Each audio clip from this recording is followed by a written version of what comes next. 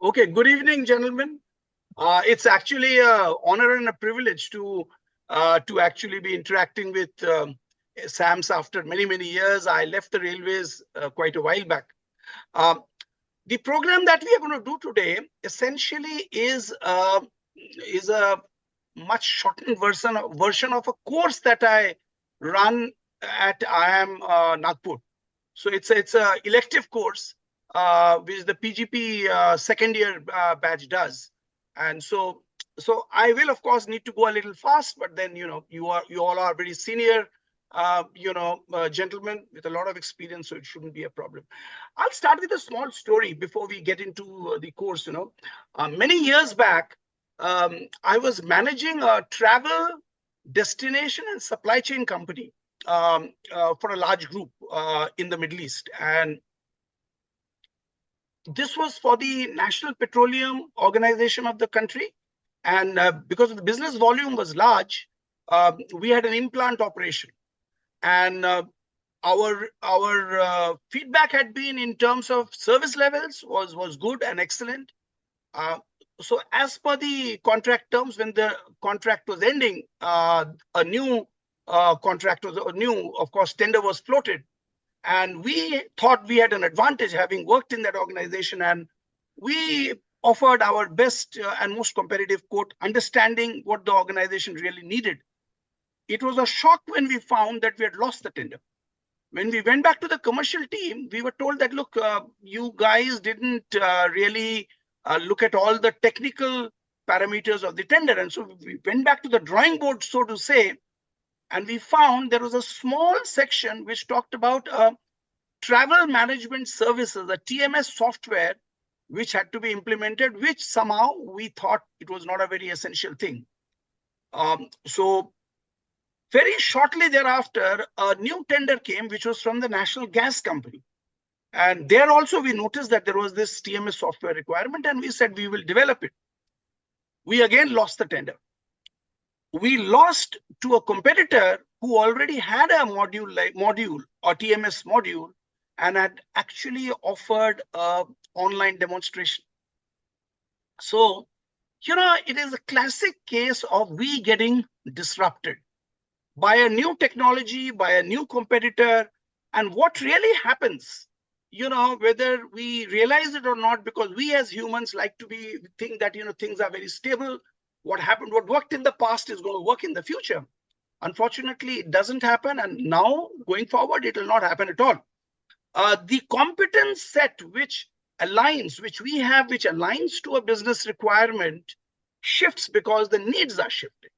So, this I thought was a good story from my own life to explain what disruption can do to businesses. Of course, in the railways, I do not think it applies so much so, but I'm sure it is going to apply more and more. Now, there are two aspects which, really sort of straitjacket what disruption is all about. So there are two concepts, really. One is a black swan event, and you might have heard, for example, the COVID. COVID was a black swan event. So these are completely, we are not aware of what is going to happen, unpredictable, and they come with huge consequences.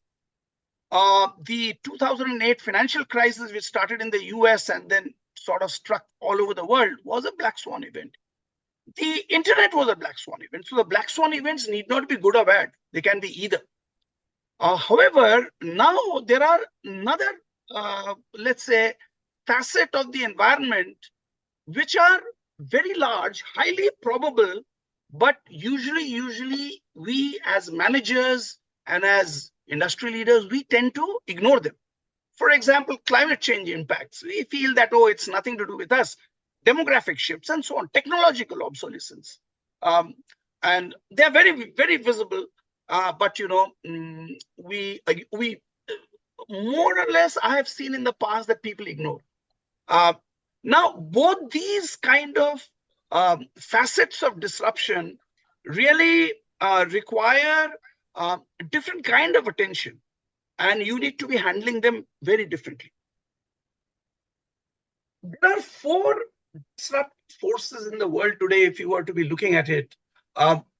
Technology, let's look at technology. The sheer pervasiveness of technology and the virtuous coming together of artificial intelligence, um, networking, which leads to universal availability of data today, Google being a prime example, um, the exponential increase in the power of platforms, machine learning, so on and so forth. And this is leading to a situation where I can safely conjecture and say that the future, it would be all with companies and industries which are able to gain a competence with regard to emerging technologies, and of course artificial intelligence being one of them. Second is demographics, and there are three clear trends that we can see. One, of course, is this growing middle class, with the propensity, they have the income today to spend, and which leads to they have great aspirations. They want to climb the ladder, and so their needs and whether the resources available in the world, as it is happening all over the globe, we have sufficient resources. The second, of course, is with regard to the aging population and their requirement in terms of medical care, in terms of the kind of consumption patterns, again, is another important aspect. And the third is migration. We may not be seeing it much in India, but I believe you me, if you were to be looking at across the world, there are mass migrations happening as we speak today relating to climate change. The third is climate change. And there is this thought that all of us have read about, the dire consequences which are being predicted by just a 1.5 degree increase in ambient temperature during the 21st century. And for that to be handled, you're talking about new technologies, new ways of tapping energy, new consumption patterns which are more sustainable.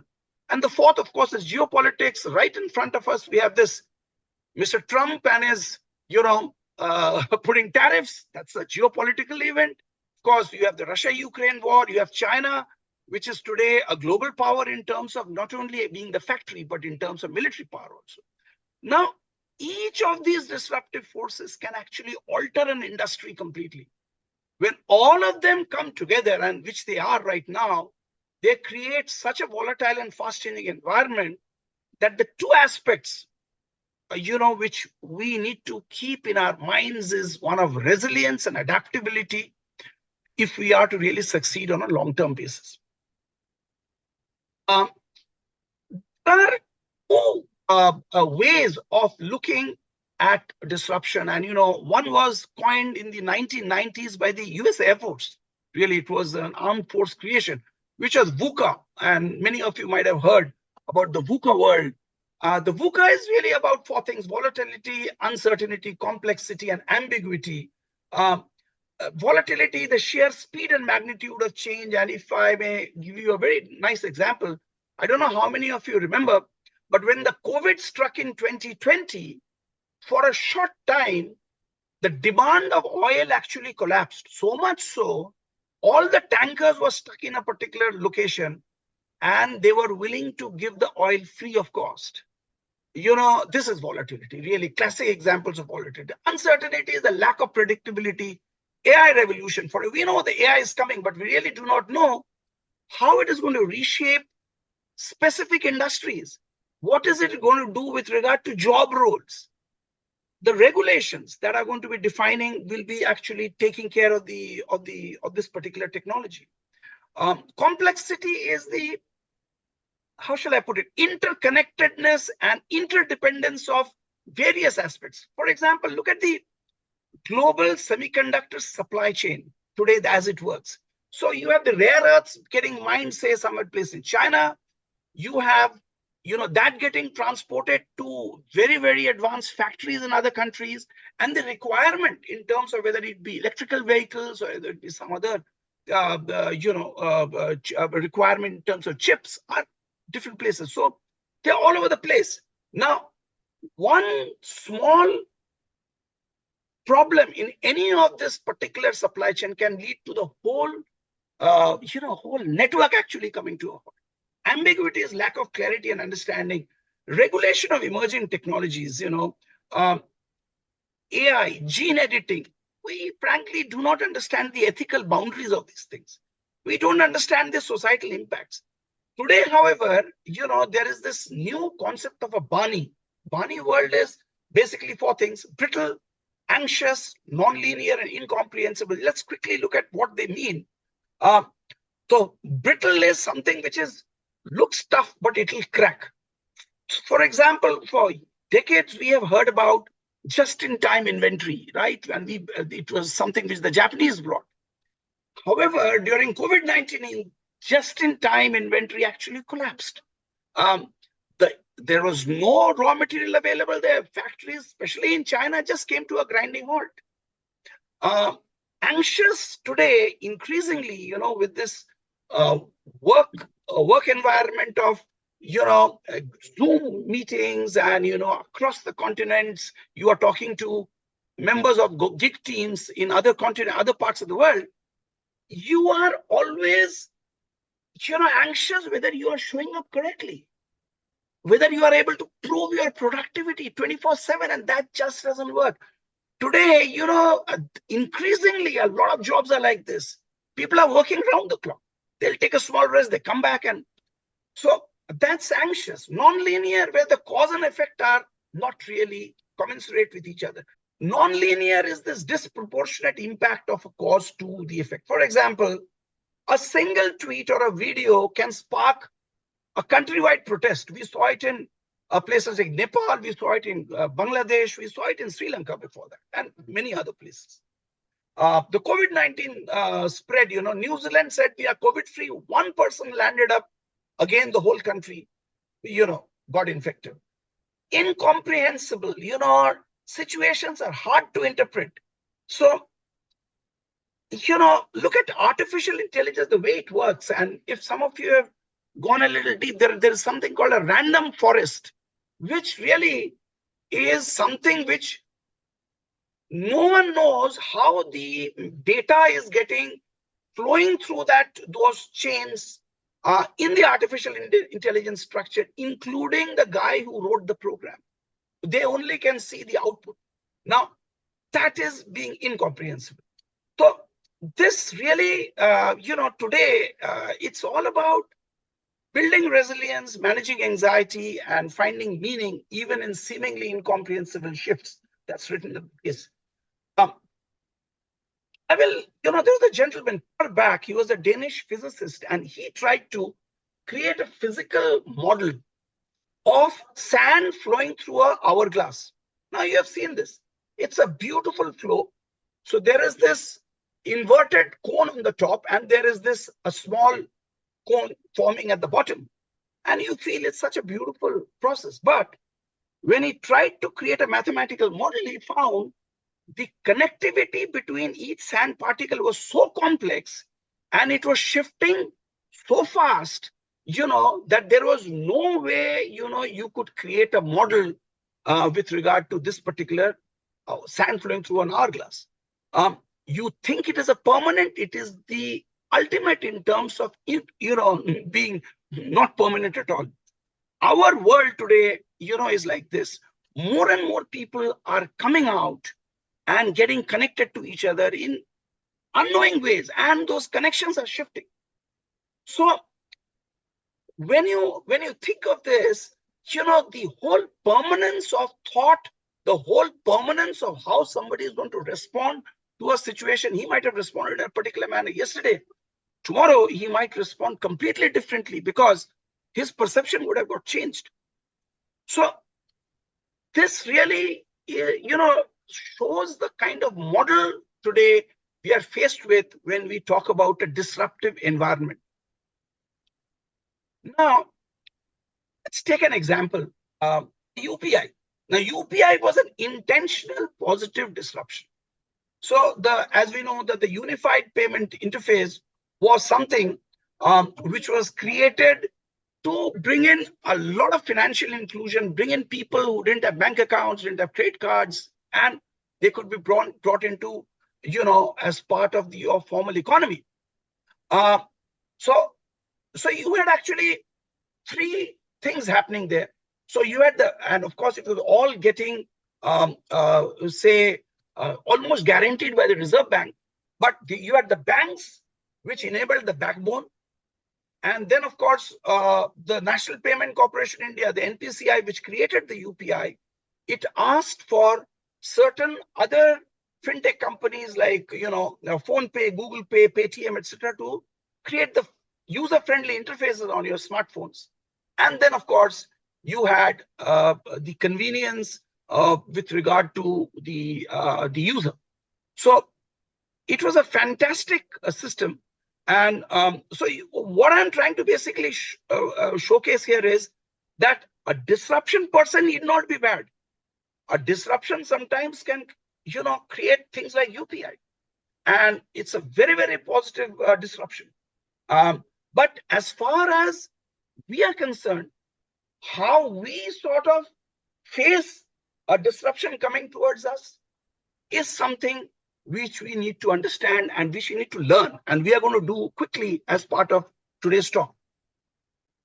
Now, I'll just talk about two concepts. We as engineers, we like to look at probability, right? And so the human mind, we believe in looking at our past experiences and projecting it and saying that, look, it worked. Ye pehle to bahut acha kaam kiya tha. So it'll work for me going forward because the situation is similar. What really happens is we have these mental models in our head.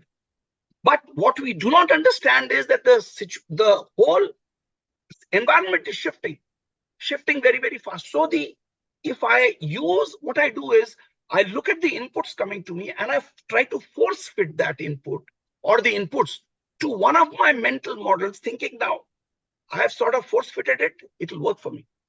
Actually, it doesn't.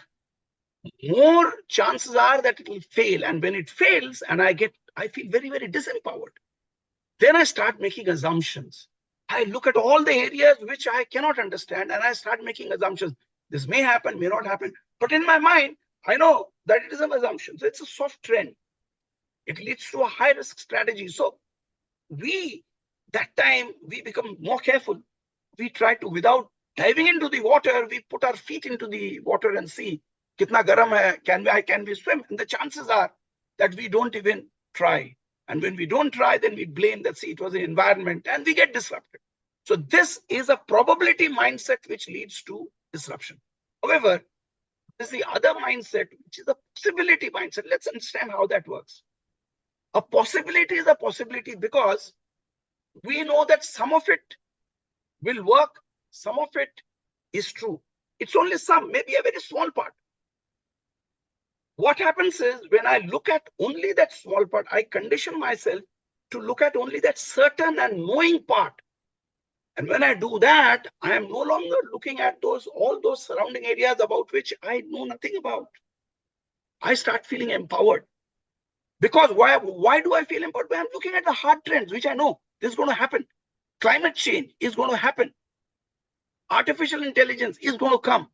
Those kind of things, It leads to be succeeding in a small way, in a small window. And as my confidence, increases because I have succeeded, I widen my scope and we start negotiating the environment much, much better. We become disruptors in such a situation. I went a little fast, but please try to understand. We are talking about a probability mindset, which all of us intuitively have. And however, we need to shift ourselves into a possibility mindset. Now, how do we do that is something which we will see going forward. How much time do we have? Okay, we have a little time. Okay, I will showcase a case of two companies, Kodak versus Nick. How many of us remember Kodak? All of us do, right?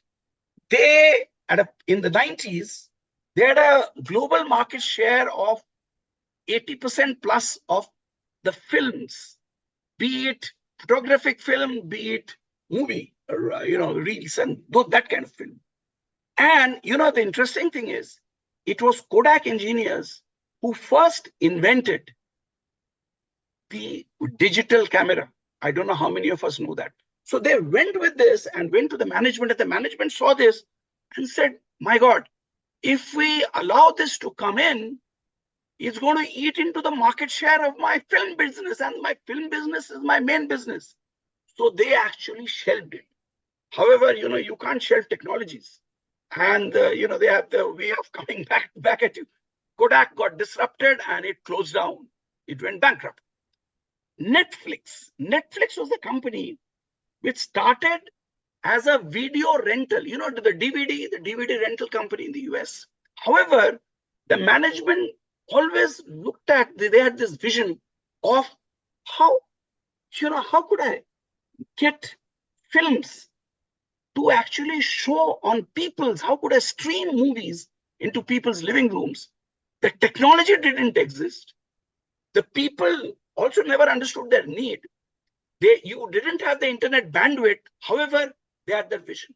So as the technology evolved, they were the first to, create what we today know as the Netflix. And, they created an industry now, So the lesson really, gentlemen, is all about organizations who wait for certainty because they have done their probability homework and they find that this is not going to work, or, the probability is, sometimes you miss out on opportunities and you get disrupted. However, when you look at a possibility mindset, it works like Netflix. I'll take another example. Tesla. We haven't yet got Tesla in India, but, companies like Toyota, BMWs, General Motors, it's not that electric vehicle or electric mobility was new. We knew it 100 years back. Electric motors were there. But every time they went to they checked, they found that it's a niche requirement. The infrastructure doesn't exist. It'll happen sometimes in the future, and they went back to the internal combustion engine. However, gentlemen, please remember, an internal combustion engine, by its very technology, has something like 18,000 moving parts. Electric mobility technology has 18 moving parts. So, you're talking about a difference like that. Tesla, looked at the possibility. Tesla asked the question that, if electric mobility will be in the future, what could I do today which will make that happen? So they, came out with a car even when the infrastructure did not exist, the charging infrastructure, the regulations were not there. Later on, of course, the US government was actually, giving for every person who was buying an electric vehicle, mostly it was Tesla at a point of time, they were getting a rebate. So the pricing, so there are a lot of advantages. But, they came out with this beautiful electric vehicle and they made it aspirational for people. And they did several things. For example, they did this software, updates, over air, fast charging networks, batteries which could do 400 kilometers, 400 miles actually at one stretch. They brought in all that, and suddenly you had a complete outsider who had taken a pole position in an industry, and everybody became a follower. So this is again, when a company has this mindset of possibility and you stand, in the future and I look back today and see what should I do today for that to happen, then, you have this example. Now, how do we shift ourselves from probability to possibility mindset? There are 5 steps really, 5 action steps. Let's look at them. So one is you start creating your own context in your own industry, in your workspace. 3 things: demographics, regulations, and technology. All 3 which are hard trends are happening. For example, demographics, aging population, migration patterns, rising global middle class, so many other things. What is relevant to my industry? What is relevant to my space? Similarly, regulations, similarly, technology. What the DRT framework does is it sort of actually disciplines us to look at only the hard trends, the things that are going to happen, and not waste time looking at areas where we start making assumptions. So you start with step 1, and it's a mindset shift. You have to train yourself. And of course, we can't do that in a half an hour, 40-minute session, but actually there are ways to do that. Let's look at aviation industry, an industry in which I was fairly I'm familiar with. I worked in this industry for many, many years. So look at the demographic impact. There are two main segments what we see growing. One are young people, you know, who have a particular kind of consumption pattern. They like to book very late. They will travel economy. And then you have the older people, things like they will require wheelchairs. They will require, say, a particular kind of meals, long flights. They will require certain more comfort. So you may think of, changing the economy, but you can't pay business. So, a super economy kind of. Similarly, regulatory changes, new health and safety protocols. Technology today, allows you hands-free check-in. You can do biometric today, boarding systems and so on and so forth. Now, if an airline were to be looking at these three demographics, regulatory and technology aspects of which are relevant to its industry, and they will be able to anticipate the customer needs much better. They will be able to redesign their operational processes and, of course, thereby maintain competitive positioning. Second, action 2, we create something called the 3 lists. Very simple. What I am certain of, which are hard trends, the DRT which I just now studied, those which are relevant to me, what I am certain of, what I know, my skills, knowledge, expertise. So if I'm a railway engineer, I have skills and knowledge in that area. I have an expertise. I have an accumulated wisdom in that area. And what I can do, I am capable of doing certain things. Let's take an example. For example, let's look at a finance professional.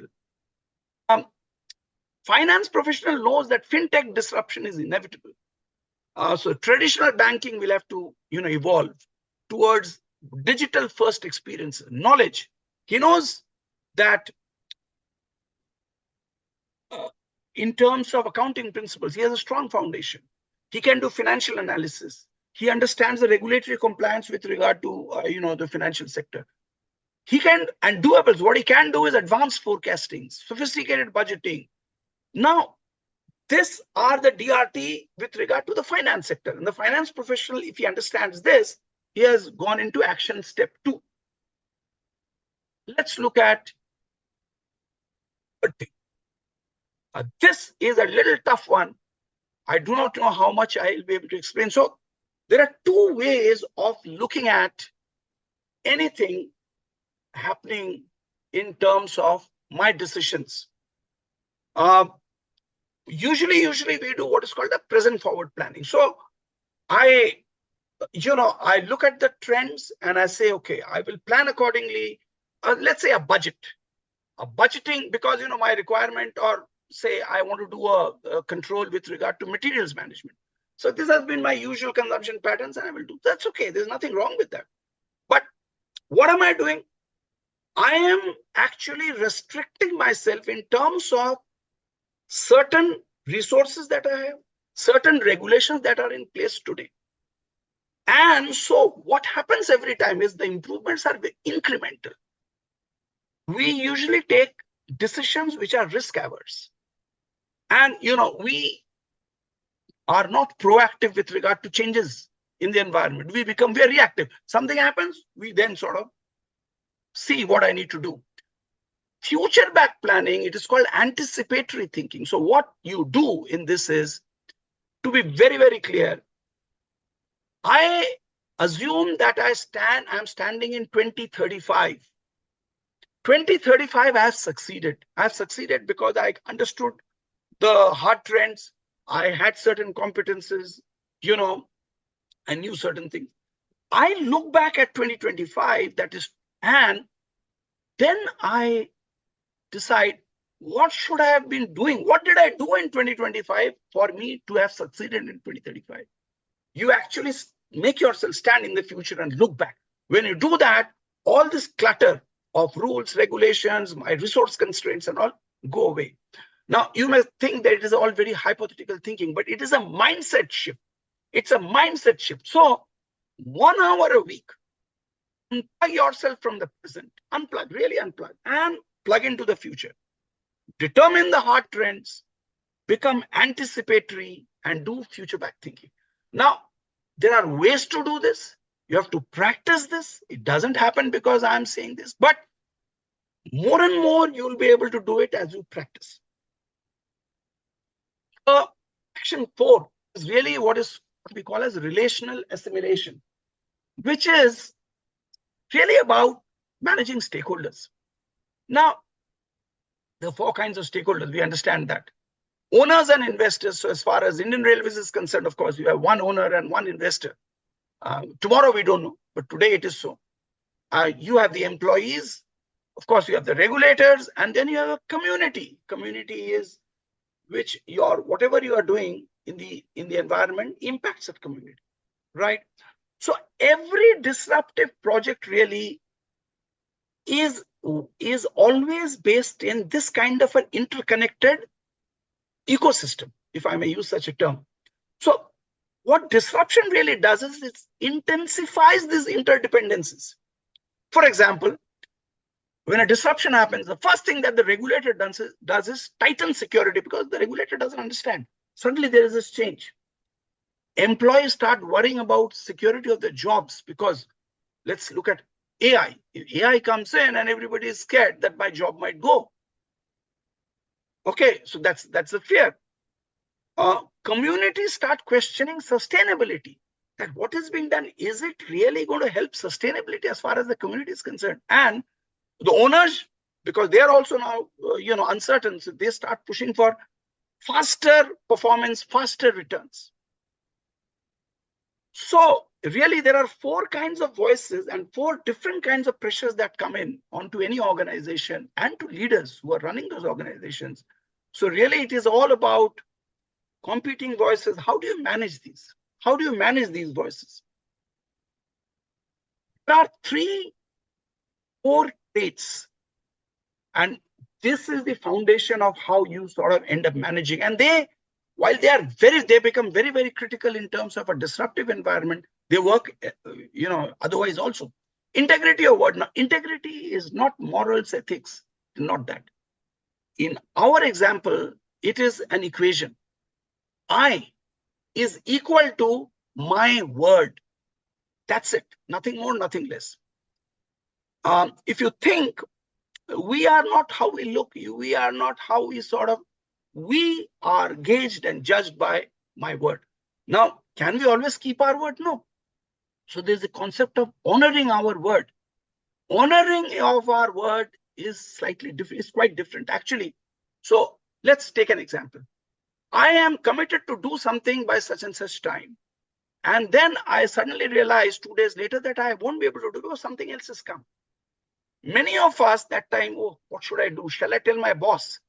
If I tell, he's going to get upset. So I hide, and I'll tell a little later. Honoring of my word is that as soon as I know that I won't be able to do, I get back to the individual or the set of individuals to whom that word was given. And I say, look, I'm not able to do it, what I committed. However, I will do it by such and such date and such time. And if there is a mess that has got created or gets created because I'm not able to do it by the earlier, time, then I'm willing to work with you to clean that mess.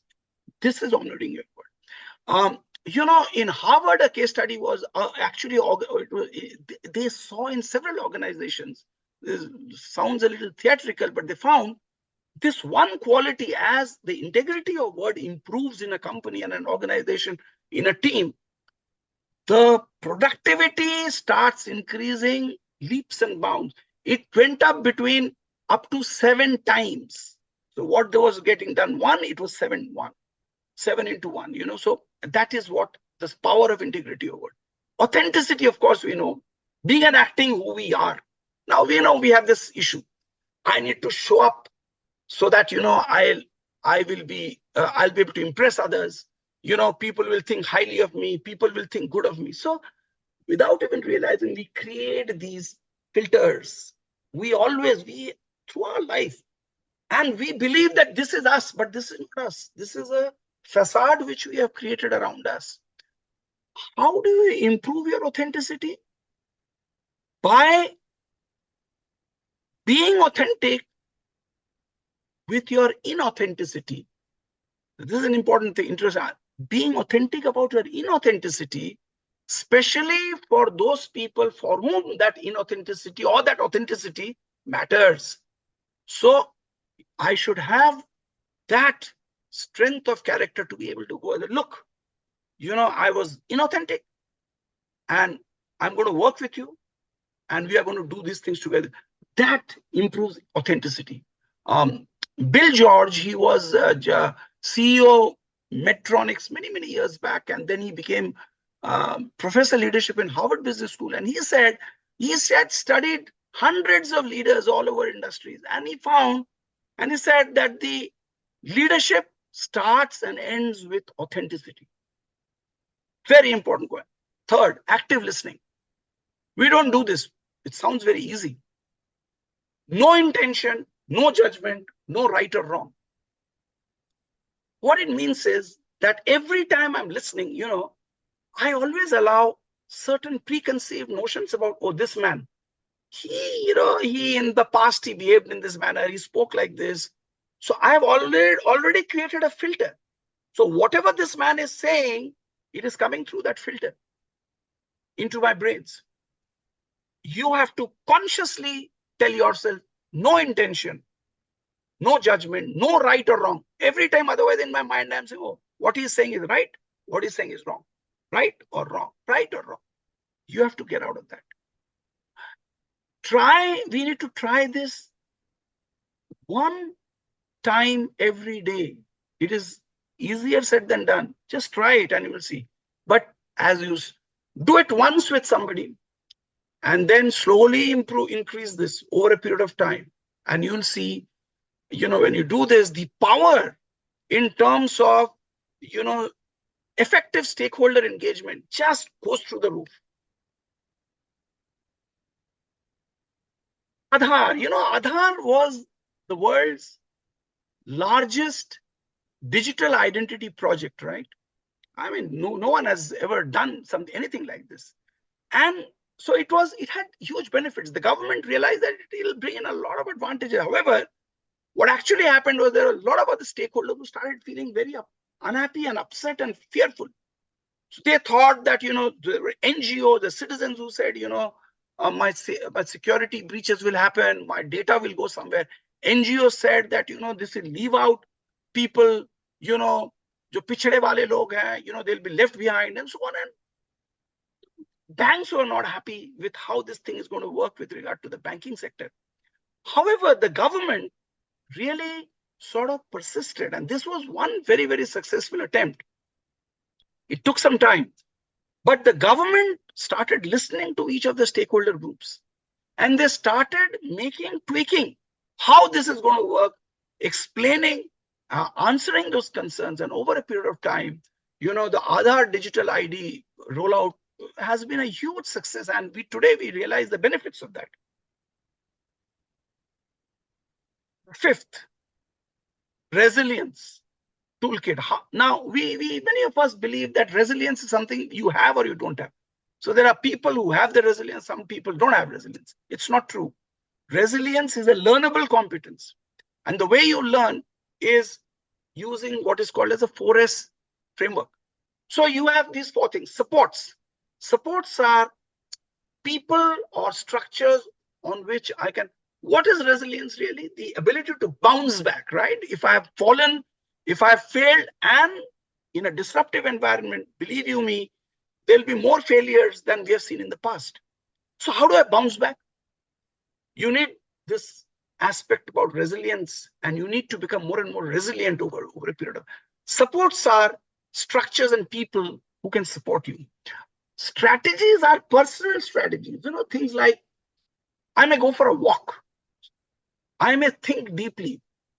I may write down on a piece of paper, okay, I did it like this and it did not work. Next time I'll do it in this manner. Things like that. I may do meditation. Sagacity is wisdom. So I'll give you an example, a little later, the next slide. So it's the wisdom that guides us, something which keeps us going. And solution-seeking behavior is, of course, what I do next time. So, I don't know how much time we have. We have a little time. I'll give you one example. So in one of my workshops last year, actually, so this was for, for a medium-sized organization. And this fellow came and he said, look, we were talking about prison. He said, look, what has happened is that, I applied for a position, a higher position in my organization, a marketing director or something. But, my position, I was not accepted. So I'm feeling very down. So how do I bounce back? So I said, okay, in the past, have you ever sort of had a problem and you could bounce back? He says, yeah. So he says, I said, okay, can you give this exam, take that example? And so can you tell me about that example? He said, okay, he explained to me the example. So I asked him that, look, so when that happened in the past, what did you do? So he said, look, I actually, because I was in the institute, so I called up my marketing professor. And so he gave me advice. So that was the support that I got. And then I said, what was the strategy you did? So he said that strategy was that, I went out, I wrote down that I will do things differently. And what was the wisdom you got? So and he said, that's a very interesting question, because what I did was, in my hostel room, I made a small slip of paper and put it on the door saying that this too we shall pass. So that was the wisdom I kept to allow me to sort of bounce back. And solution-seeking behavior was, of course, that I decided that I will try again. So I told him that, look, you did that, right? So you did all this for, how would you apply it today, in today's situation? So he said, yeah. So I said, let's talk about that. He said, okay, I can even today also, I can call up my marketing professor, since it was a marketing position. So strategies, he said, yeah, I could do some meditation. Wisdom, he said, I'll think back about that piece of paper I stuck on my hostel room door. And solution seeking behavior is I could go and talk to my, coach. So he had a coach. So I'll talk to him. I said, yeah. So you've already created a roadmap for doing this. So that's how you do. So I've gone a little fast, but this is the way you sort of develop a resilience plan.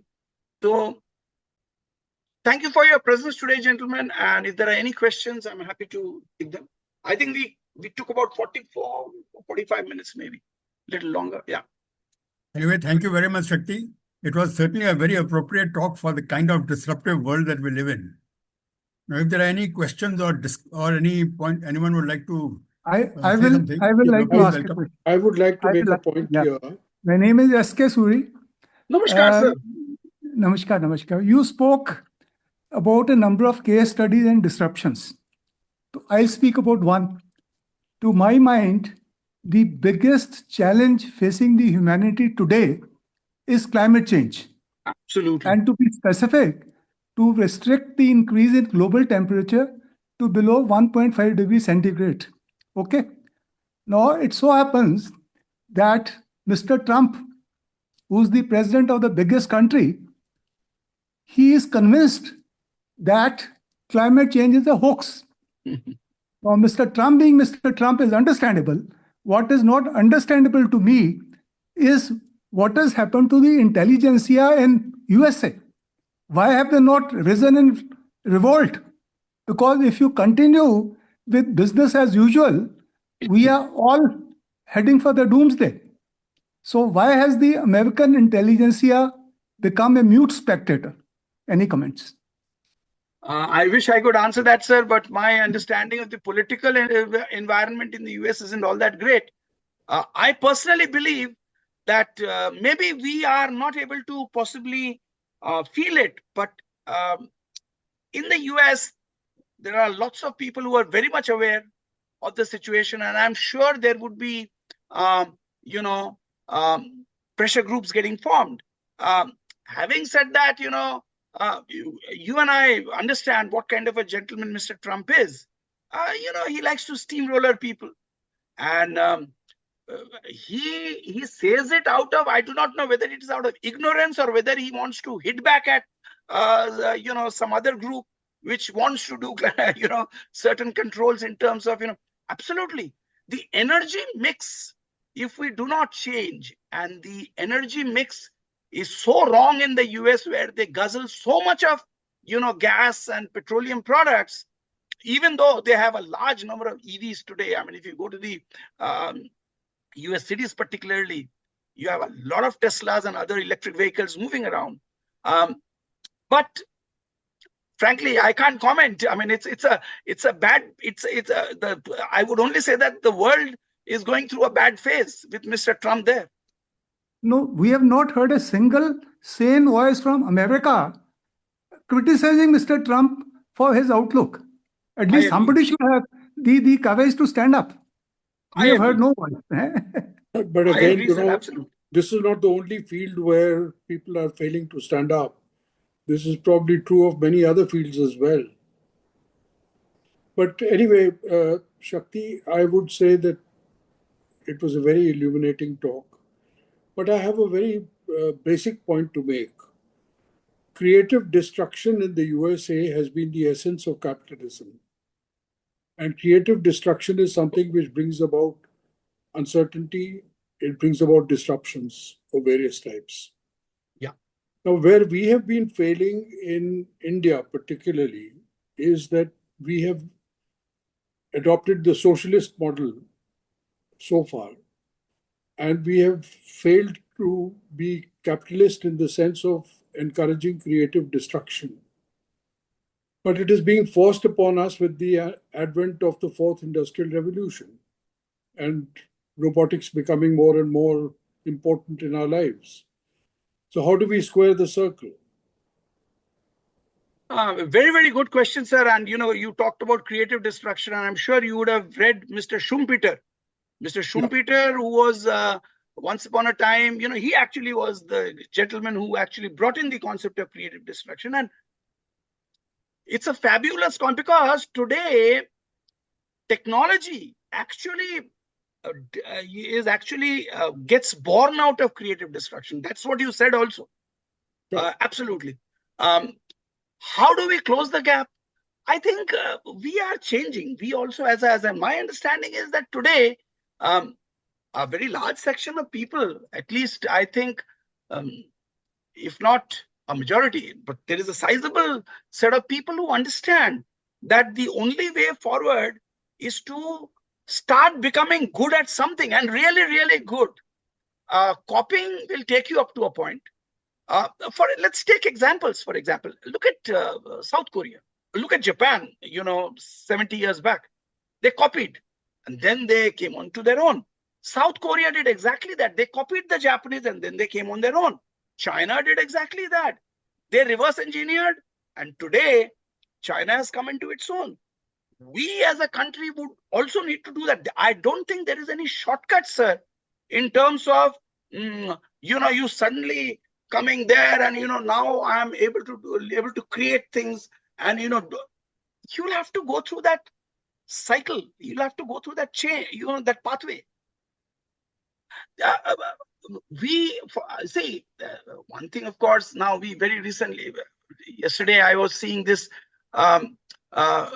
well, I think it's a good start. The labor reforms, now the government is talking about, bringing all into 4, heads in terms of labor. Those are the right steps. We have a problem because of the huge set of people who still are very much, very much close to the poverty line, if not below the poverty line. And poverty line itself is a misnomer, because वो क्या है, उसमें कुछ होता ही नहीं है. If you really talk about the poverty line, and above that, that fellow is equally poor. So you have to take care of that. But one good thing is, we are moving forward. We are getting more and more people coming out of the poverty area, and more people getting educated. And today, with technology and with you go into any place, smartphones are ubiquitous, right? I mean, everybody, including the fellow who's selling ganna, on the street, he also has a smartphone, and he takes a UPI payment from you, right? So those are very, very heartening and positive things that are happening. No, I'll grant you that, Shakti. The problem is that the pace of change in the world globally is outstripping man's capacity to adapt even in the West. And Yeah. I believe that we have failed in creating in creating a conducive environment which encourages creative destruction, without which we cannot move forward. And we have to adapt to the fact that the world is moving towards, you know, AI. It's moving towards newer and newer technologies, and we are falling farther and farther behind. Yeah. Well, India is doing for, it's like, I mean, this whole concept about AI is sometimes, and I have done a little bit of study in AI, so I understand it a little bit. Um, at the end of the day, it all depends on a mindset. You can choose to get disrupted, or you can actually leverage yourself to be able to ride on top of AI and improve your own productivity. That's possible. It's possible in every domain. Anyway, that's encouraging if you believe that. I do, sir, because I mean, we can take, if you're really interested, we can take this offline and one-to-one. But you show me a domain and I'll show you how somebody would be able to actually use AI as a tool rather than getting swamped by AI. No, they talk in terms of the development of agentic AI and how this is going to transform the world as we know it. But we are yet to see steps in that direction in our country. It's happening globally, yes, sure. That is where where there's, so if you recall, we talked about this, those two, the VUCA and the Bani.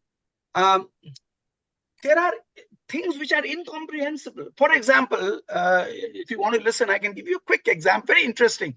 So in the US, there was a jail. You might have read about this. And so they used an AI to actually look at the complete background of each of the inmates and come out with the AI will then say that this fellow can be left out on parole and that fellow should remain in the jail and so on. They said that because the parameters are so large and, you have to go through his entire life and what he has done or not done, to come to, so they use an AI model. And then they found a very astonishing thing. They found the AI model was actually releasing some prisoners who had done much bigger crimes, much more serious crimes than, and it was holding back people who had done some petty crimes. Then they went deeper and they found that there was also a racial discrimination happening there. AI was actually releasing the whites and was holding back the blacks. It was an AI model. Nobody was doing anything. It was a random forest AI model. They could not even see how the AI's logic was working inside. It will only give an output. And you know what eventually was found out? The data on which the AI was trained, because see, the AI, every AI has to be trained on data. The main cost is data training. For example, ChatGPT, today, as you see, ChatGPT was trained. The training cost of ChatGPT was $100 million. 100 just to train that AI model. That's why you see it interacting with you. So the model, the data which was used to train had a bias. The bias was against the blacks. The bias had other kinds of this thing, and it was based on that it was deciding. So there are these aspects also which come up. Anyway, very quickly, I'll just add one thing that there is a parallel in the operating systems of computers. Now, Windows became what was called bloatware because it was all things to all people. Whereas AGI, which we are trying to develop in the future, is also going down the same path. Very few of us will be using the AI part of it, which will fit our own particular needs. So what we need to do is to change the approach to AI and make it more focused. Absolutely. Absolutely. More focus is the right word. And also our education system has to just change dramatically. Yeah. It just wouldn't make sense to, learn things, keep things in our head, because that will be no longer required. What would be required will be humans would still need those possibility mindset which we talked about today. Yeah. That the AI may not be able to do, not in the foreseeable future. The soft skills, the decision making impact of the soft skills, those are the things that we need to improve ourselves in terms of data, in terms of tools, in terms of engineering, in terms of technology. Not needed. We will still be able to handle, but we would operate in a different environment. We will use the AI to sort of come to a particular perspective and then, take it forward from there. Yeah, I just wanted to make actually a small observation, Shakti. It is like this, that I also thought about this disruption and how do you deal with it. Now, essentially, yeah, what you're saying is absolutely correct, and I totally agree with every single point that you made. There's no argument about it. Finally, you have to bet on one possibility, because these days you cannot really distribute your options, and you cannot play that option game. You have to put in enormous amount of like for instance AI in a particular field. How do you really do that? You cannot really go parts wholesale. You have to go wholesale. You just can't do a bit of it here and then bit of it there, and what if this fails, if what if that fails, and things like that. So in such situations, and not all situations are like that, then you must also recognize the possibility that you may be wrong, not because your forecasting was wrong. It was simply something you could not foresee. Things, the trends of the users, what people elect. Tesla, yeah, today it is fine. But history is written by the winners. So if Tesla makes it big, we will say that what a foresight. And if it doesn't take off in that same way, we say that we didn't look at the possibilities and what things could go wrong. Now, this is a fundamental issue on which I wanted to just see your thoughts, because you could be wrong and it's not your fault, and you go bankrupt. There's nothing you can do because you have put in all your money on it. So what do you do? Sir, that's what we spoke about maybe a little.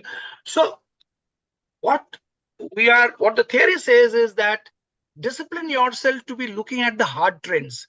Yeah. There's a gentleman called David Burrows who says that, forget about the area which you do not know, because things are changing so very, very fast.